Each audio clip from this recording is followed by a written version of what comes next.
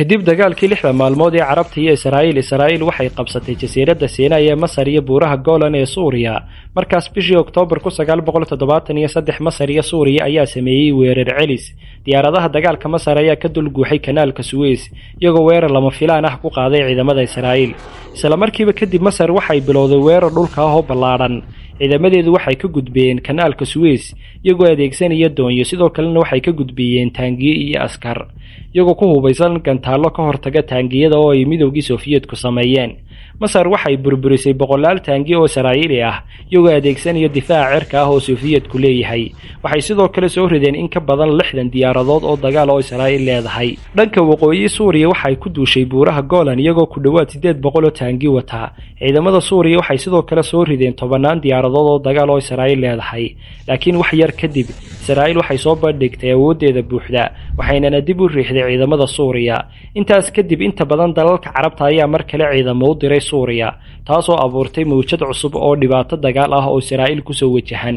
Israa'iil waxay qarka u saarnayd inay burburto balse mar kale Mareykanka ayaa farageliyay iyadoo loo maray howlgalka lagu magacaabay Nickel Grass isagoo diyaarado ku soo daadgureeyay hub iyo sahay badan si ay Israa'iil u soo xoogaysato mar kale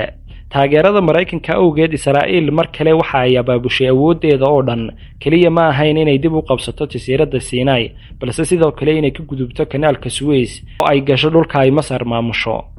ma rabtaa inaan muuqaal kale ka soo sameeyo intaas kadib wixii dhacay sida buuraha Golan ay ugu noqdeen gacanta Suuriya Siinayna ay ugu soo noqotay Masar muuqaal la mid ah kan oo kale ama dagaaladii waqtigaas dhacayna hore ayaan u sameeyay page-ka dhexdiisa ayaad ka helaysaa ay hore ugu laabo maanta waxaan idinka codsanayaa inaad muuqaalkan like saartaan naguna soo biirtaan aad iyo aad ayaad u mahadsantihiin ma rabtaa inaad income-kaaga kor u qaadid oo online-ka dhaqaale ka samaysid waxaan ku siinayaa 6 book oo ku baraya 6 skill oo kala duwan oo ah kuwa ugu muhiimsan ee waqti xaadirkan online-ka lacag loogaga sameeyo dhaqaalahaagana kor u qaadi doona 6daas bookna waxay kala yihiin oo ay ku barayaan AI-da cryptocurrency-ga affiliate marketing-ka e-commerce-ga freelancing-ka iyo digital products-ka sida loo sameeyo